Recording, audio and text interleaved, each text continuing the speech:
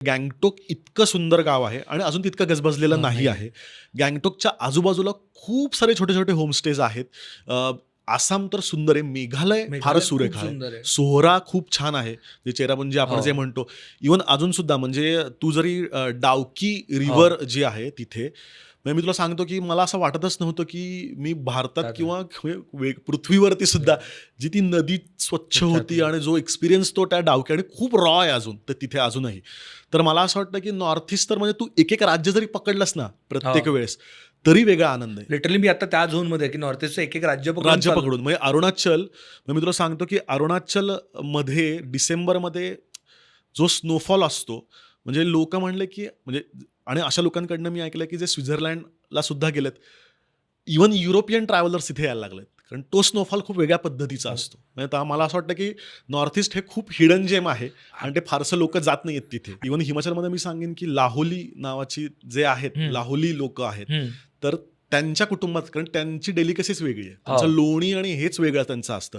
Even तू north ईस्टचं म्हणलास, आसाममध्ये माजुली नावाचा जिल्हा आहे. म्हणजे हं. एकमेव जिल्हा आहे जे रिव्हर आयलंड आहे. बरं. भारतातलं एकमेव रिव्हर आयलंड. भारत नाही, आशियातलं सगळ्यात मोठं मोठं रिव्हर रिव्हर आयलंड आयलंड. ते आहे आणि तिथे सगळ्यात मोठे मास्क बनवले जातात आणि नोव्हेंबर-डिसेंबरमध्ये तिथे रामायणावर आधारित मोठी-मोठी नाटकं ती प्रॉपर ती ओह! म्हणजे लिटरली 5-5, 6-6 फुटी मास्क आहेत करेक्ट. तिथे.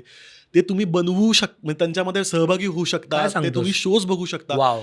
इतकं सुंदर आहे माजुली. म्हणजे माजुली फॉरेनर्स सायकल घेतात. तिथे सायकल तुला रेंटवर मिळते आणि हो. संपूर्ण आयलंड लोकं आठवडाभर राहतात आणि तुम्हाला खूप ऑथेंटिक आसामी फूड तिथे मिळू शकतं. वॉव! कमाल. नागालँडचा म्युझिक फेस्टिव्हल आहे.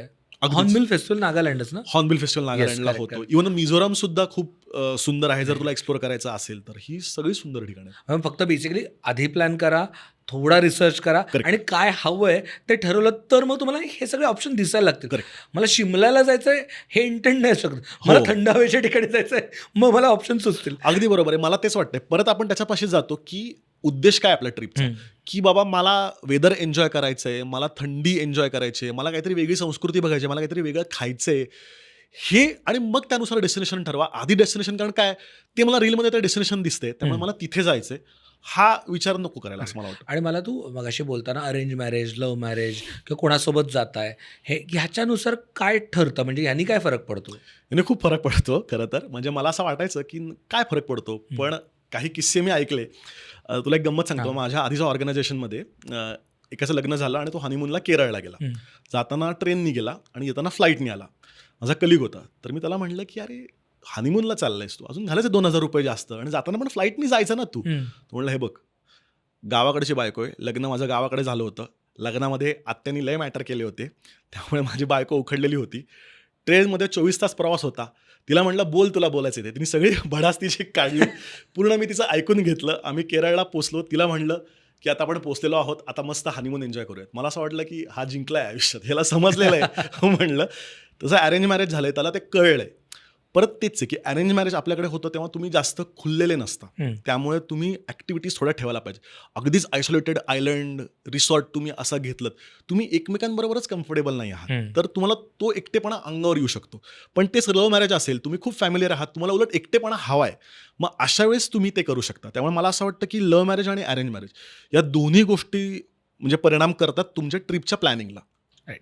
आणि long weekend versus short weekend हं, ह्याचं स्ट्रॅटेजिकली प्लॅन काय करता येईल वेगळ्या पद्धतीने? म्हणजे मला आता हं, थोडक्यात मला 3च दिवस आहे तर मला हं, जाऊन यायचं. माझं बजेट पण काय लेट्स से ₹20,000 हं, आम्ही 4 जण आहेत. हं. तर काय करू शकतो? मग मला असं वाटतं, की मग शक्यतो अशा वेळेस मी कायमच सांगितलंय, की पैसे तुमच्याकडे असेल तर ठीक आहे. पण मग ते 5 स्टार रिसॉर्ट्स किंवा एक स्टार रिसॉर्ट्सचा जो मोह आहे ना, तो टाळायला पाहिजे.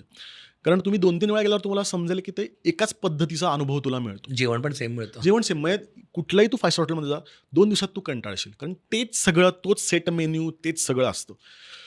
मी परत सजेस्ट करीन, की एकतर लोकल टुरिझम जे आहे ना, हं. त्याला प्रोत्साहन द्यायला पाहिजे आपण. आता खूप सारे होमस्टेज तयार झाले आहेत. जे स्वतः ते जेवतात तेच आपल्याला देतात. हो. फॅमिली रन हे होमस्टेज असतात. तिथे तुम्हाला खूप वेगळा अनुभव मिळू शकतो. मग तिथे तुम्हाला फॅसिलिटीज नाही मिळणार. तुम्हाला तिथे रूम सर्व्हिस नाही मिळणार. पण तो अनुभव मिळेल आणि तो अनुभव घेण्यासारखा आहे. म्हणजे मी बऱ्याच वेळा उदाहरणं देतो. म्हणजे जसं आता गारवा हं. नावाचा आमचा मित्रच झाला तो सचिन कारेकर. तिथे मग खरं तर बीचपासून गुहागरच्या लांब येते.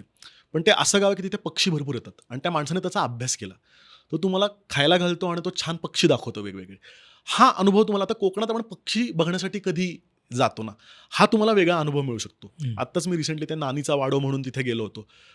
त्याची आजी 80 वर्षाची आणि आजीसोबत तो होमस्टे चालवतोय आणि त्याची आजी पदार्थ म्हणजे ती अजूनही झाडावर चढून फणस काढते आजी आणि पूर्ण त्यांनी ते सारवलेले घर पुन्हा एकदा नव्याने तोच चार्म ठेवून त्यांनी नव्याने बांधलं. मग ते शेतात तुम्ही राहता. मग हा जो अनुभव आहे ना, परत इथे तुम्हाला फॅसिलिटीज नाही मिळणार, हं. पण अनुभव मिळेल. तर मला असं वाटतं की 3 दिवसासाठी जर तुम्ही जाताय ना, 3-4 दिवस आणि असे महाराष्ट्रात बरेच आहेत. हो, म्हणजे कोळथार आपली मैत्रिणी अनघाचा जे अनघाचा जो हां. होता होमस्टे हां. कोस्टलवाडी, कोस्टल जो वाडी. त्यांनी तिथे पूर्णपणे जुना वाडा तो चार्म ठेवून केला. तिथे कासव सुद्धा असतात.